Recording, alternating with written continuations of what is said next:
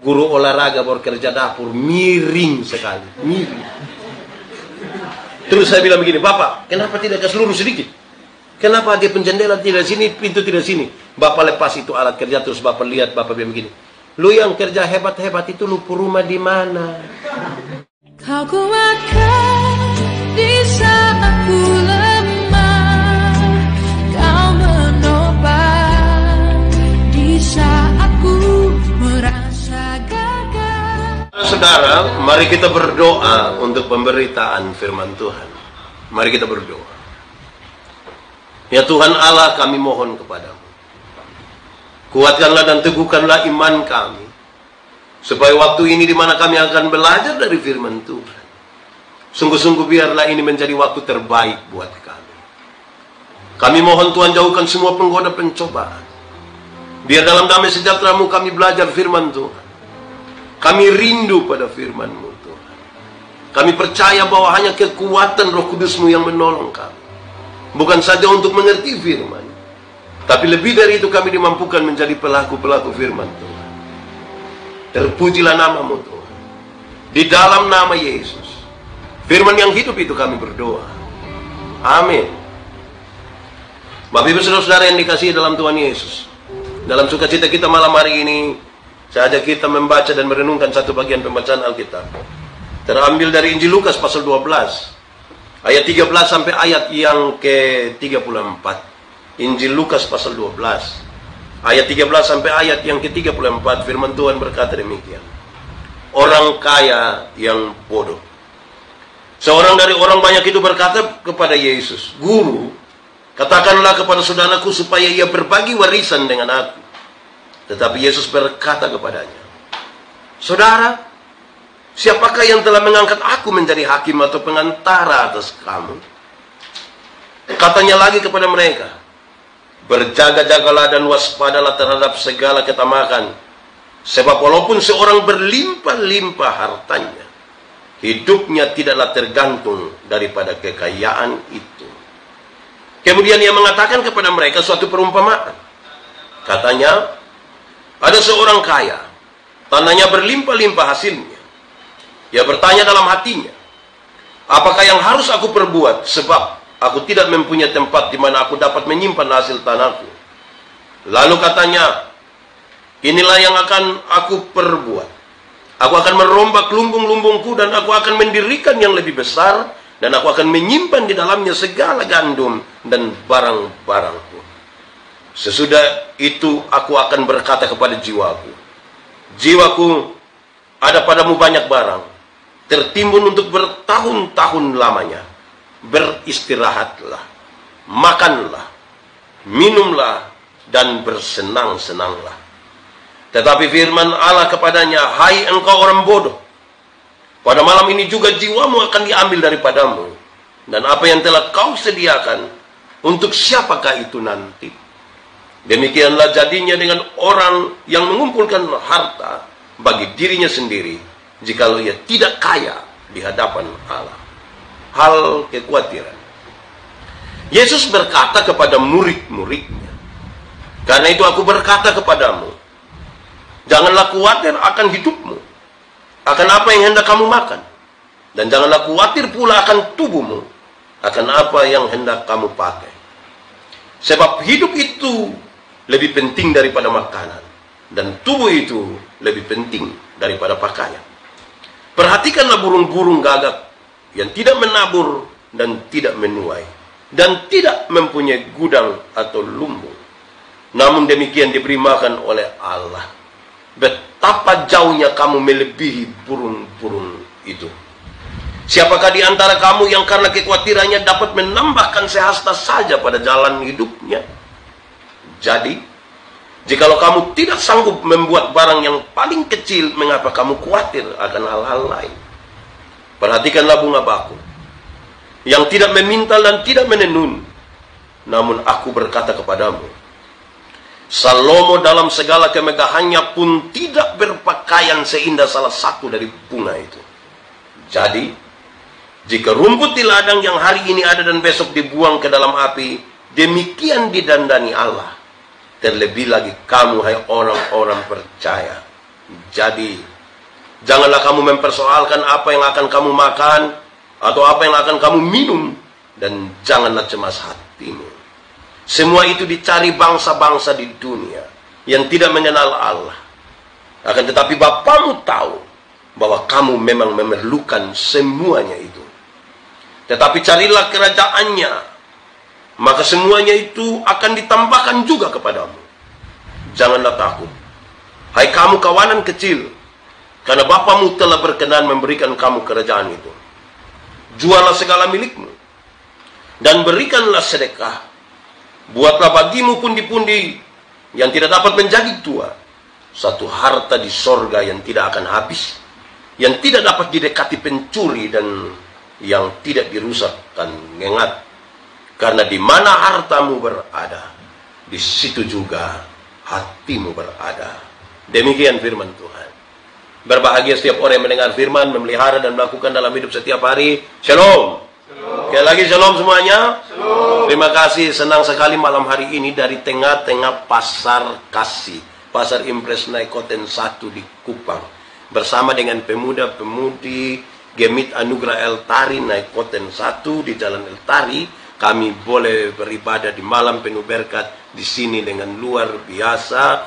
Salam hormat, salam damai sejahtera buat kita semua. Semoga saudara-saudara diberkati. Juga semua yang sementara beraktivitas di pasar, yang mendengarkan firman Tuhan malam hari ini, terpujilah nama Tuhan. Tuhan memberkati saudara-saudara. Dan di kesempatan beribadah bersama juga dengan seluruh sahabat Facebook, bahkan YouTube yang ada di seluruh Indonesia, bahkan beberapa sahabat dari luar negeri yang setia mengikuti, kami akan berdoa bersama-sama untuk kita sekalian, baik yang ada di sini, baik juga yang ada di seluruh Indonesia dan di luar negeri. Tuhan memberkati kita. Baik saudara-saudara, kita membaca satu bagian pembacaan yang sesungguhnya panjang tapi menarik sekali buat kita. Kenapa? Sesungguhnya dia hanya berkisah tentang dua kelompok orang. Yang satu kelompok orang kaya, yang satu kelompok orang miskin. Sebenarnya dia hanya ngomong untuk orang kaya dan orang miskin. Pembacaan tadi dimulai dari seorang yang datang kepada Tuhan Yesus yang begini. Guru, Tuhan, tolong dulu, kasih tahu saudara supaya dia bagi warisan dengan saya.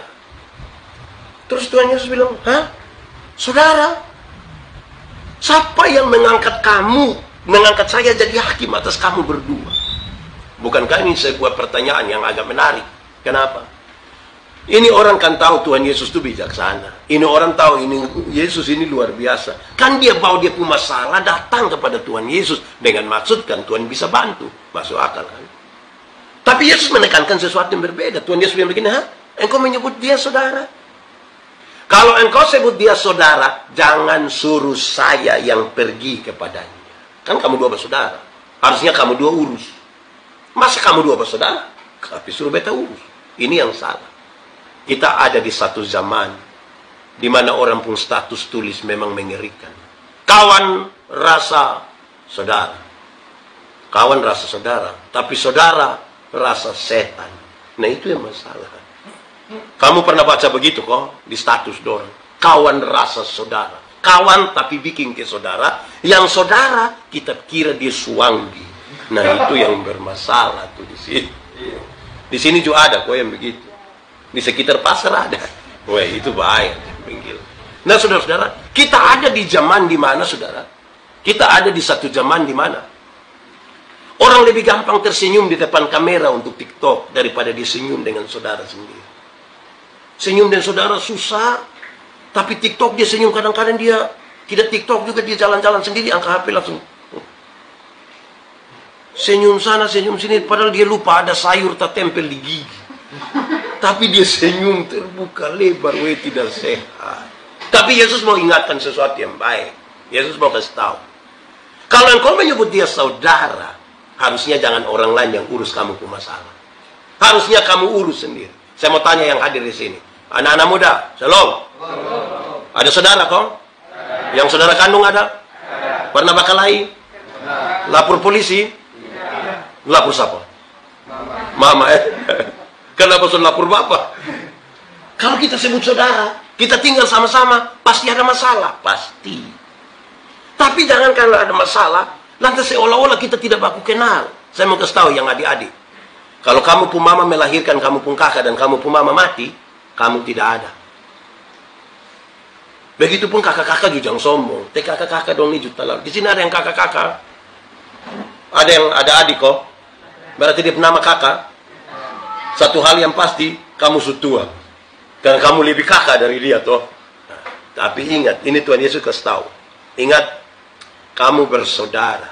Mestinya tidak boleh ada orang lain yang urus kamu punya masalah kalau kamu ada masalah. Saudara bisa urus sendiri. Bapak mama itu tidak mau kamu bertengkar, tidak mau berkelahi.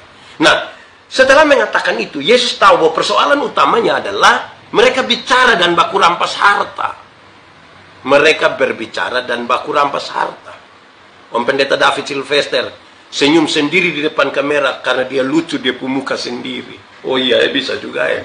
Mantap, ini hari saya baca hal yang aneh. Nah saudara, Tuhan Yesus tahu bahwa ini ada masalah. Masalahnya ada pada masalah soal harta dan warisan. Karena ini masalah soal harta dan warisan. Yesus kasih dua perumpamaan. Untuk orang kaya, Yesus kasih dua hal. Untuk orang kaya, Yesus kasih tahu perumpamaan tentang orang kaya. Perumpamaan tentang orang kaya yang Yesus mau kasih tahu dua alasan saja. Untuk mau kasih ingat semua orang kaya. Mau kasih ingat semua orang kaya. Dia kasih tahu bilang begini. Orang yang kaya itu terjebak di mana? Dia tidak mampu untuk berpikir sesuatu di luar dari dirinya. Dia tidak mampu berpikir sesuatu di luar dari dirinya. Saudara baca tadi itu perumpamaan. Terlalu banyak kita menemukan kata aku. Semua hanya terpusat pada dirinya sendiri. Dan bagi Yesus, orang yang tidak mampu berpikir di luar dari dirinya sendiri, itu orang bodoh. Dia mau kaya, kok dia mau apa, tapi ketika dia tidak bisa berpikir tentang orang lain, itu dia bodoh. Karena itu, saya mengartikan begini. Kaya itu bukan berarti kita memiliki segala sesuatu. Kaya bukan berarti memiliki segala sesuatu. Bukan. Kaya itu sesungguhnya berarti kalau berkat-berkat yang Tuhan berikan kepada kita sudah bisa menjadi berkat bagi orang lain. Nah itu kaya. Saya suka pakai contoh begini. Kalau misalnya ada air, kita tuang di satu gelas. Kita tuang begini terus dia penuh dan dia tumpah. Nah itu kaya. Berkat-berkat yang Tuhan kasih kita itu sudah menjadi bagian juga dari orang lain, itu kaya. Tapi kalau poa tidak pernah ponu-ponu, itu miskin. Miskin. Ada orang yang simpan uang banyak-banyak, tapi dia rasa kayak orang susah. Kalau dan diri sendiri dia sekikir. Jangan coba-coba ajak dia kumpul keluarga. Parah itu. Dia kasih tahu bilang, aduh, beta ke meriang-meriang ini. Kamu undang beta meriang. Bukan semeriang, penciuman hilang. Terus dia langsung menghilang. Isolasi mandiri. Wih, itu orang yang terlalu sekikir. Beta selalu bilang, orang berpusat pada dirinya sendiri, dia kumpul uang banyak-banyak, tapi tidak pernah jalan-jalan di Surabaya. Satu saat di Surabaya, baru dia telepon, Pak Pendeta, yuk, saya di Surabaya nih, enaknya pesiar-pesiar. Tidak, Bapak. Terus, saya di rumah sakit Dr. Sutomo, Bapak. Sudah perujukan dulu, baru dia pilih saya. Karena hidup itu tidak berpikir lain dari dirinya sendiri. Dia hanya aku. Yang kedua, Yesus ingin kasih ingat. Dalam perumpamaan tentang orang kaya yang bodoh ini orang tidak mampu, setelah dia tidak mampu berpikir di luar dari dirinya. Yang kedua, dia tidak mampu untuk berpikir di luar dari dunia ini, dunia yang sementara. Dia sudah tidak lagi mampu berpikir tentang dunia yang sementara ini.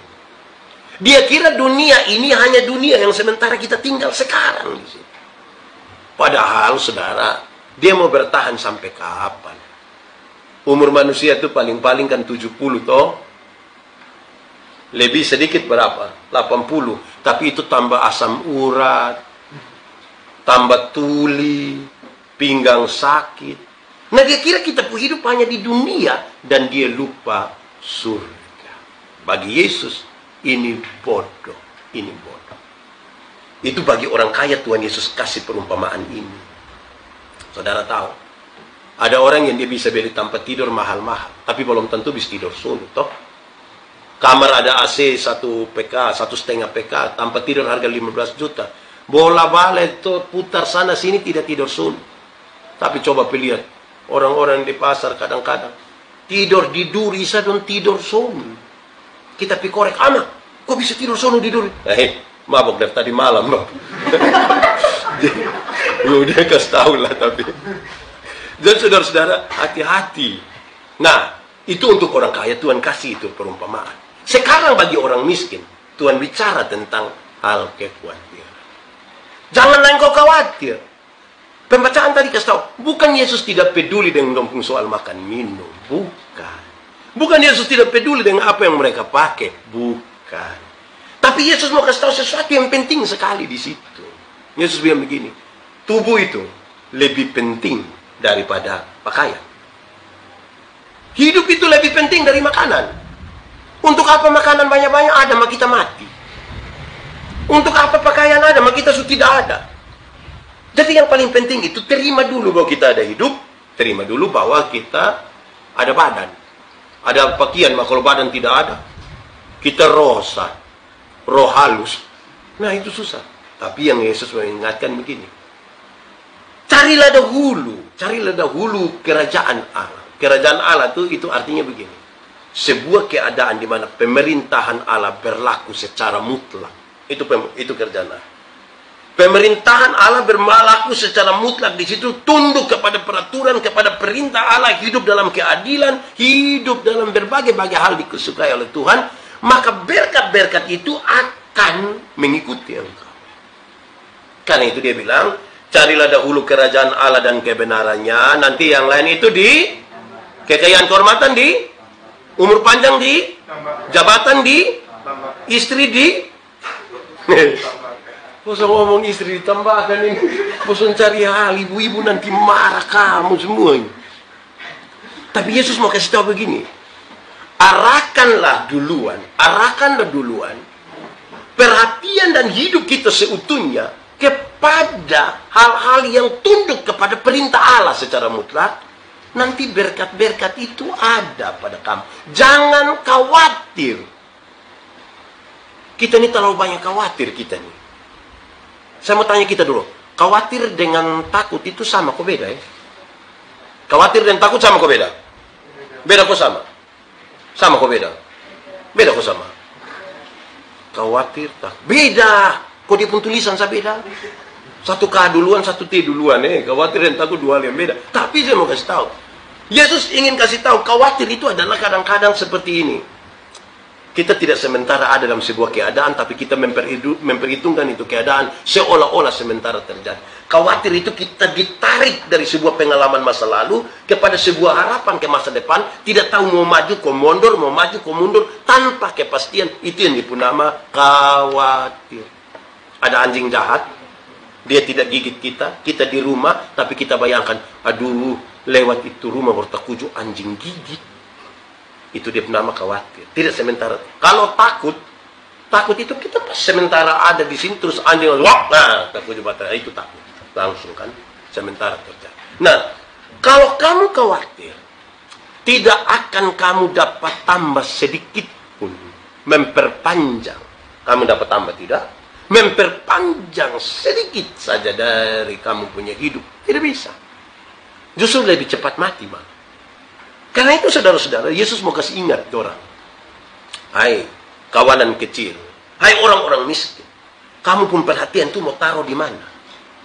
Dulu di Palestina tuh, kekayaan tuh identik dengan orang yang pakai pakaian bagus-bagus, pakaian mewah-mewah, warna bagus-bagus, semua mantap-mantap. Tapi bagi Yesus itu bisa dimakan oleh ngengat dan karat. Babok kamfer, kita simpan lama-lama dia tuh kayak bobot tikus, akan hilang. Tapi harta yang di sorga itu tidak akan bisa dicuri oleh siapapun. Jadi Tuhan Yesus mau supaya jangan pertama-tama kita menaruh perhatian pada hal-hal yang sangat terbatas di dunia.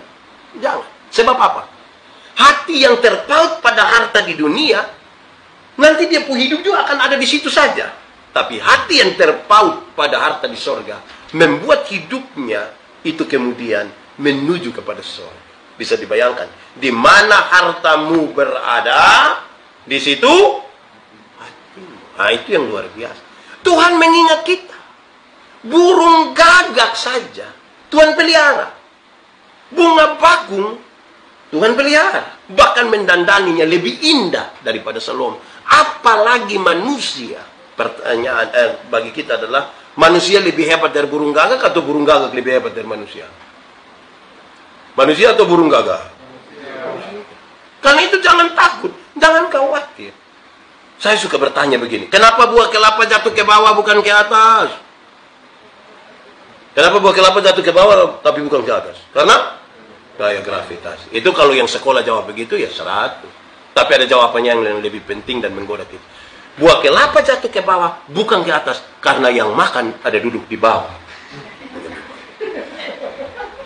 Iyo, Tuhan ini menciptakan alam semesta itu semua duluan, termasuk kelapa. Manusia di bagian terakhir. Bayangkan, kalau Tuhan tidak cipta gaya gravitasi, kok semua kelapa jatuh di atas. Kita mati semua. Itu mungkin kita berdagang sayur di udara. Pasti kita bilang, weh tolong beli sayur dong, di mana? Di awan. Itu mengerikan. Lu sekolah di mana? Awan-awan. Kuliah di awan. Wih, itu bahaya. Jadi Tuhan menciptakan gaya gravitasi. Kenapa? Karena yang makan ada duduk di bawah. Tuhan mengingat umatnya. Amin kok. Tuhan ingat umatnya. Tapi manusia belum tentu ingat Tuhannya. Kadang-kadang kita sibuk dengan bekerja sampai lupa Tuhan. Ada orang tuh yang terlalu sibuk bekerja sampai lupa Tuhan. Doa dan kerja itu, saudara-saudara, kita bisa bedakan dia dalam 4 bagian sesungguhnya. Nanti boleh cek. Pertama, ada orang yang kerjanya kuat sekali, tapi doanya lemah sekali. Pernah lihat orang yang begitu kok? Itu orang pun kerja tuh ngeri. Dia pun sibuk itu ngeri. Bahkan kadang-kadang dia sibuk tidak wajar. Orang lain sempat ganti pakaian, dia sonde ganti lagi. Dia sonde ganti. Terlalu sibuk. Itu orang yang seperti itu, jangan coba-coba ajak dia ikut ibadah. Kak, ibadah dia, oi, sibuk. Itu kalau omong sibuk tuh dia pun derajat naik sedikit gitu. Tapi kalau kita tanya bilang, kak, ikut ibadah, dia ada waktu. Lu keson ada kerja. Orang yang seperti ini dia tahu kumpul uang, tapi dia tidak tahu cara menikmatinya. Orang yang seperti ini kadang-kadang pekerjaan itu jadikan dia budak. Mungkin dia tidak akan ada waktu dengan keluarga sama sekali. Alasan kerja. Kerja. Tolong. Lu kenapa? Nah, gitu. Dia orang yang kerjanya kuat tapi doanya lemah itu, dan coba-coba suruh dia doa makan. Kak, sebentar kak doa makan. Lu sembarang. Kira gua omong di lupung kawan bangkal. Pernah dengar itu kalimat kok? Atau sendiri omong? Itu kalau yang kerjanya kuat, doanya lemah. Kalau terbalik, ada orang yang doanya yang kuat, tapi kerjanya lemah. Orang yang doa kuat, kerja lemah itu orang hanya berharap pada mujizat. Orang yang doanya kuat, kerjanya lemah, dia kalau doa itu ngeri. Orang kalau doa ngeri, tapi kerjanya lemah. Saya mau tanya kita dong, ora et labora, artinya? Bekerja dan berdoa. Oh, itu dia pun jawaban, itu hanya 75. Yang 100 itu ora et labora, artinya berdoa dan bekerja keras. Berdoa dan bekerja keras. Banyak yang balik. Doanya yang keras, kerja noen. Nah, hasilnya pasti sederhana. Mujizat itu ada, tapi jangan berharap pada mujizat. Jangan berharap pada mujizat. Itu hari ini iblis bilang, kalau engkau anak Allah, rubah batu ini untuk jadi roti supaya engkau makan. Tuhan Yesus tidak rubah bukan karena dia tidak bisa rubah. Tuhan Yesus bisa rubah, kok tidak? Bisa. Tapi dia tidak mau rubah. Kenapa? Dia mau kita berproses. Masa kau mau makan roti saya pakai mujizat? Kalau mau bikin roti pakai mujizat, tiap hari di toko Borneo tuh mujizat terus. Mujizat roti kelapa lah. Mujizat donat. Aneh-aneh sekitar begini. Saudara-saudara, menyangkut doa tuh, kalau engkau mau berdoa, masuklah ke dalam kamarmu, tutup pintu, berdoalah di situ, diam-diam, pelan-pelan, tidak apa-apa. Tetapi menyangkut kerja Tuhan, hai pemalas, lihatlah pada semut. Kalau tidak kerja, tidak usah kasih makan. Bayangkan. Ketiga, Ada orang yang kerjanya lemah, doanya juga lemah. Kerja lemah lagi, doa lemah. Orang yang seperti ini sesungguhnya dia sudah tidak ada lagi di dunia. Karena siapapun yang ada di dunia, dia tahu ada hal yang perlu dia kerjakan. Ada hal yang perlu dia doakan. Amin toh? Orang yang kerjanya lemah, doanya lemah, itu dia tiap hari, dia pun kalimat hanya satu sah. Bapak, hidup itu mengalir saja. Pernah dengar itu kalimat tuh kau? Hidup itu mengalir saja. Pernah dengar? Saudara setuju dengan itu kalimat? Kalau saya tidak setuju. Mengalir itu pakai prinsip air. Bergerak dari tempat yang lebih tinggi ke tempat yang lebih rendah. Nah kalau misalnya dia mengalir menuju lubang WC, mau bilang sudah mengalir saja begitu. Hidup ini kita yang tentukan. Amin kok. Betul suka omong di mana-mana. Setiap hari seorang manusia itu ambil keputusan antara 300 sampai 1500 kali keputusan. Itu semua punya konsekuensi ke masa depan. Bangun tidur, mau langsung turun atau tarik tambah kain panas, tutup. Itu keputusan. Bangun tidur, mau berdoa dulu atau foto. Itu juga keputusan. Itu semua berkonsekuensi ke masa depan. Termasuk kita semua yang ada ini. Kita ini kan hasil dari keputusan-keputusan masa lalu. Orang yang kerja lemah, doa lemah itu dia tiap hari hidup hanya menghayal saja. Duduk-duduk dia bilang, coba kalau beta jadi wali kota. Suruh dia diam. San bikin apa-apa lalu jadi wali kota, orang gila yang pilih lu. Kerja apa dulu lah supaya orang lihat bro. Ya ini cocok di hutan. Begitu, jadi penting di situ. Kerja dulu. Kerja bersama-sama. Beta bicara di mana-mana saudara. Kerja bersama Tuhan itu perjalanan bukan untuk cari jawab, untuk ini apa ya, bikin pertanyaan, tapi perjalanan menemukan jawaban. No, bikin batrap. Dia tidak tanya, dia kerja. Padahal harusnya dia tanya toh, kau laut di mana? Tapi dia kerja saja. No, nanti bikin dia bertingkat-tingkat dia tidak tanya, dia kerja. No, nanti bikin dia kamar banyak dia harusnya tanya, kok kami hanya 8 orang nih, kenapa bikin banyak-banyak? Nanti ketika itu air bah mulai turun datang, air mulai naik, dong kan sudah di atas, baru dia mengerti, ini yang Tuhan maksud suruh saya kerja. Yang pemalas dong, yang olok-olok dia waktu kerja dong, tolong buka pintu, kamu tidak bantu saya. Kalau sampai gimana nusuk terlalu bayangkan toh, nanti dia begitu baru dia tahu. Waktu ini binatang-binatang mulai masuk, baru dia sadar, betul, memang harus ada tingkat-tingkat toh. Bayangkan kalau tidak bertingkat, kalau dia satu losa begitu, terus dia ke kamar begini, di sebelah kandang babi. Wih, beta yakin rusak. Jadi memang babi mesti di bawah. Soalnya mungkin dia bikin kandang babi di atas dong. Nanti saudara lihat singa sumasuk, harimau sumasuk, ular sumasuk, lebah sumasuk, baru Nur mengerti. Betul, memang harus bikin dia berkamar-kamar. Bayangkan kalau Nur satu kamar dengan lebah, itu bangun pagi dia bangga-bangga, pikir dia punya istri yang puku, bukan lebah yang. Jadi saudara-saudara, itu penting. Perjalanan pertama Tuhan itu begitu. Kalau Tuhan suruh kerja. Saudara-saudara, beta suka tanya di mana-mana. Beta punya video satu cukup beredar luas. Kalau kamu dapat uang 1 miliar in hari buat apa? Anak muda dong, kalau dapat uang 1 miliar in hari, kira-kira bikin apa? Kasih orang susah ke tidak? Kasih ke tidak? Berapa? Ya itu. Beta kalau orang kasih beta uang 1 miliar ini hari, semua beta kasih orang susah. Pendeta dapat apa? Nanti baru menghayal Kamu ini baru menghayal sesusah kiki. Saya yakin kamu tidak akan jadi orang hebat kamu.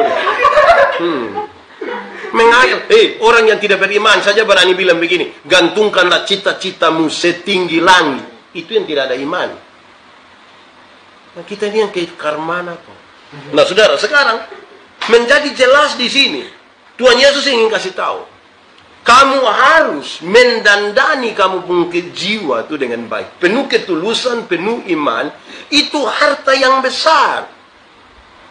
Ada banyak orang kaya, ada banyak orang ganteng, ada banyak orang cantik. Bahagia, belum tentu. Belum tentu. Kita ini baru pakai hembo di Okana, sah. Baru kena di sini, sering mulai sembunyi. Aduh, betaku hitam. Hai, kok begitu taku hitam? Jadi setengah mati. Sementara yang apa dulu santai-santai panas di dong jalan-jalan, sah. Dong sana ada beda dan ter. Biasa-biasa. Nah, saudara-saudara, ini barang ini bukan bahagia, bukan soal apa yang ada di luar kita, tapi sikap kita itu yang menentukan kita itu ada sampai di mana. Amin kok. Nah, baik saudara-saudara semua, hal ini menjadi penting kan itu dimanapun kita mesti mengatakan. Kita mesti mengatakan kepada setiap orang, ingat, kita bangun kita punya kehidupan jasmani, tapi jangan lupa kehidupan rohani. Karena kekayaan paling utama itu adalah kekayaan di dalam Tuhan. Arahkanlah seluruh perhatianmu kepada perintah-perintah Tuhan, maka berkat-berkat itu akan menyertai engkau. Amin toh? Perintah yang seperti apa? Memangnya Tuhan hanya suruh kita berdoa? Tidak. Tuhan kan suruh kita kerja juga.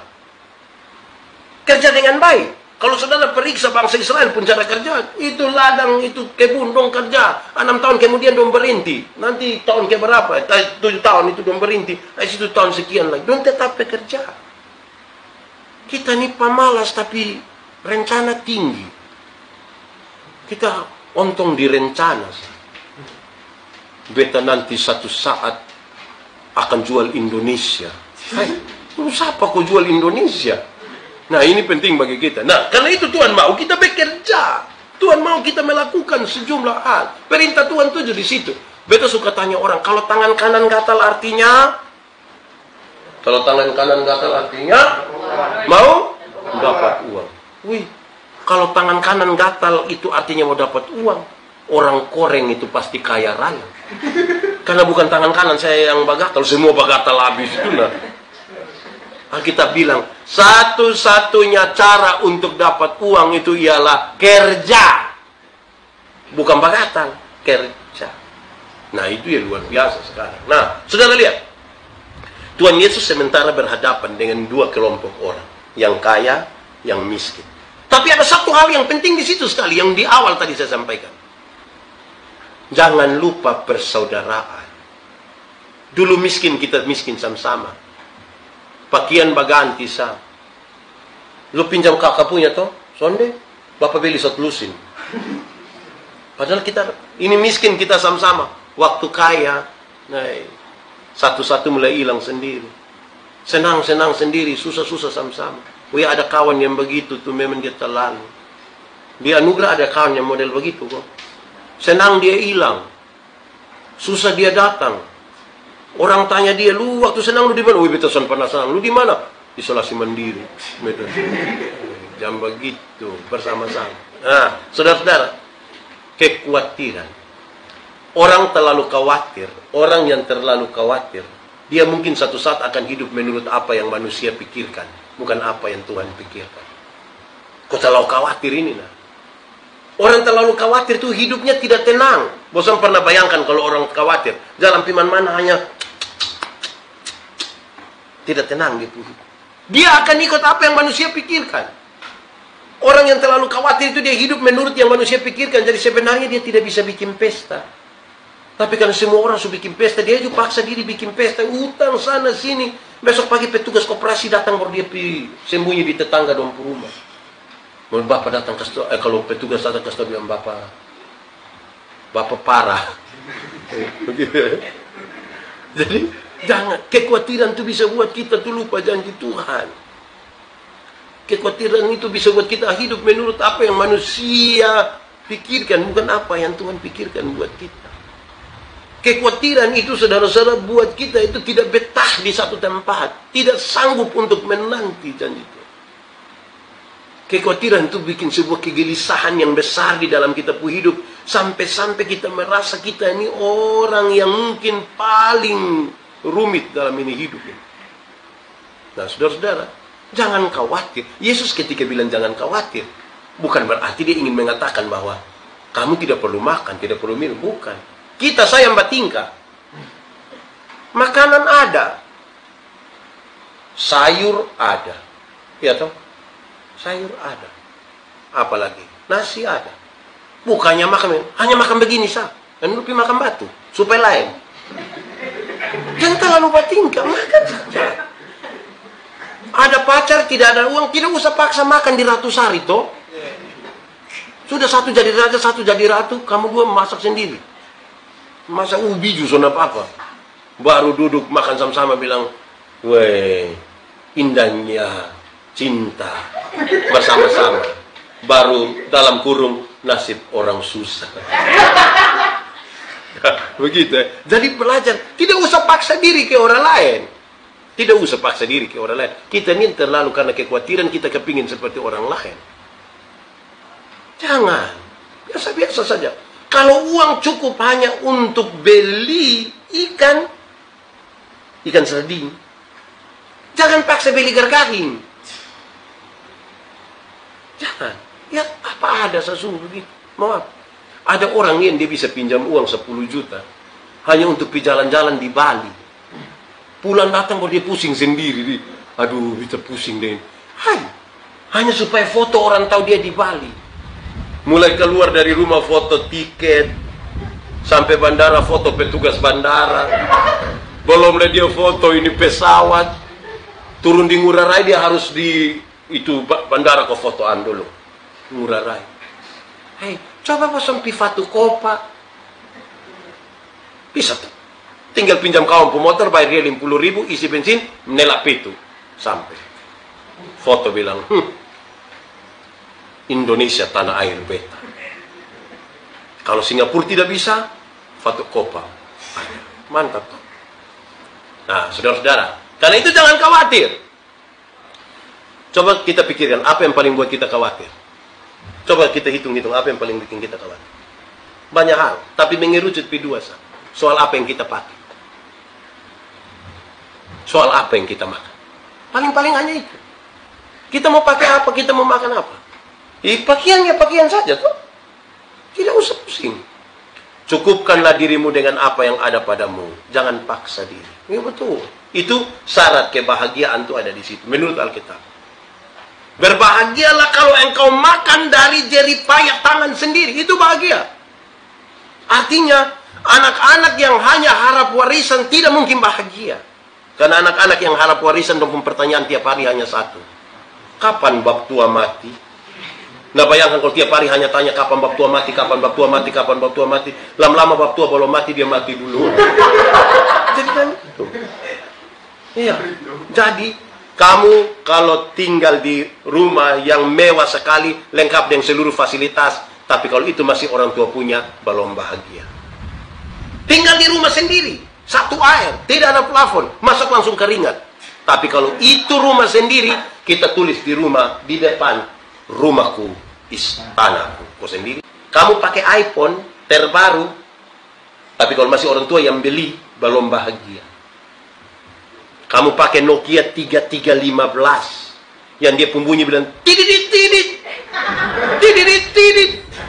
Tapi itu kalau beli dari hasil kerja sendiri, itu orang telepon kok banyak orang begini, kita sengaja tidak ambil. Kasih volume habis, tidak ambil. Kenapa lu ambil? Biar semua orang tahu ada HP. Ini aneh dong, ini pegang iPhone terbaru, tidak ada orang telepon. Sengaja, sengaja telepon beta, makam puji. Beta omong di mana-mana, beta jadi ingat beta pembapa. Beta pembapa itu, dulu itu kan, soalnya ada HP, jadi telepon rumah, orang telepon, selamat malam om, shalom. Bisa bicara dengan Yandi, bapak bilang Yandi tidak ada. Tapi betul ini Yandi Puruma, bapak bilang bukan. Ya dibilang ini dia Puruma, bukan, ini saya Puruma. Tapi yang ditinggal, iya, dia itu hanya menumpang saja di sini. Karena ini berulang beberapa kali, satu saat saya tanya bapak, kenapa setiap kali orang tanya bapak bilang ini bukan saya Puruma? Sebenarnya saya ini anak siapa? Terus bapak tua bilang begini, lu dengar. Kamu saudara laki-laki ada 3 orang. Kalau lu kakak pertama pikawin satu perempuan berdatang di rumah, kan dia rasa dia Puruma. Lu kakak kedua pikawin satu perempuan, lebo datang di rumah, kan dia rasa dia Puruma. Engkau juga pikiran satu perempuan. Kau datang lagi di rumah yang engkau rasa engkau perumah. Kita tinggal tunggu kapan kamu 3 baku bunuh gara-gara in rumah. Padahal in rumah satu rumah. Saya lahir besar di Soe. Soe itu dingin toh. Dingin jadi orang Soe biasa bikin dapur kecil di belakang untuk kasih hangat air. Masak jagung. Satu saat saya pulang di rumah, bapak ada sementara kerja itu dapur. Guru olahraga baru kerja dapur, miring sekali. Miring. Terus saya bilang begini, Bapak, kenapa tidak ke seluruh sedikit? Kenapa dia penjendela tidak sini, pintu tidak sini? Bapak lepas itu alat kerja, terus Bapak lihat, Bapak bilang begini, lu yang kerja hebat-hebat itu lu rumah di mana? Ini miring-miring begini tapi sapu rumah. Nanti lu pengusulan yang bagus itu tolong pakai di lupu rumah ya. Satu saat FU, motor FU pertama kali baru keluar, beta beli FU. Beta parkir di Bapak rumah depan. Bapak! Naik! Karena motor tinggi dia, Bapak nah agak susah.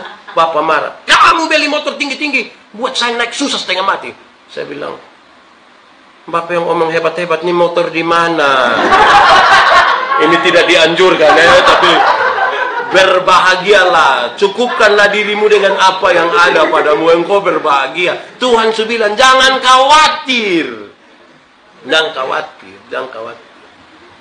Minta dan Tuhan itu jangan ragu-ragu. Tapi kamu juga kerja, jangan kerja ragu-ragu. Kerja betul-betul. Amin kok? Tuhan memberkati kita. Mari kita doa akhiri firman ini. Nanti doa untuk pergumulan pribadi masing-masing itu akan kita taruh paling terakhir. Mari kita berdoa. Tuhan terima kasih untuk firman. Kami akan melanjutkan ibadah malam hari ini. Tuhan memberkati kami semua. Baik yang ada di sini maupun yang ada di seluruh jemaat Facebook. Tuhan memberkati semuanya. Terpuji namamu. Kami yang mendengarkan firman. Tuhan berkati. Biar firman-Mu bertumbuh dan berbuah dalam hidup kami. Amin.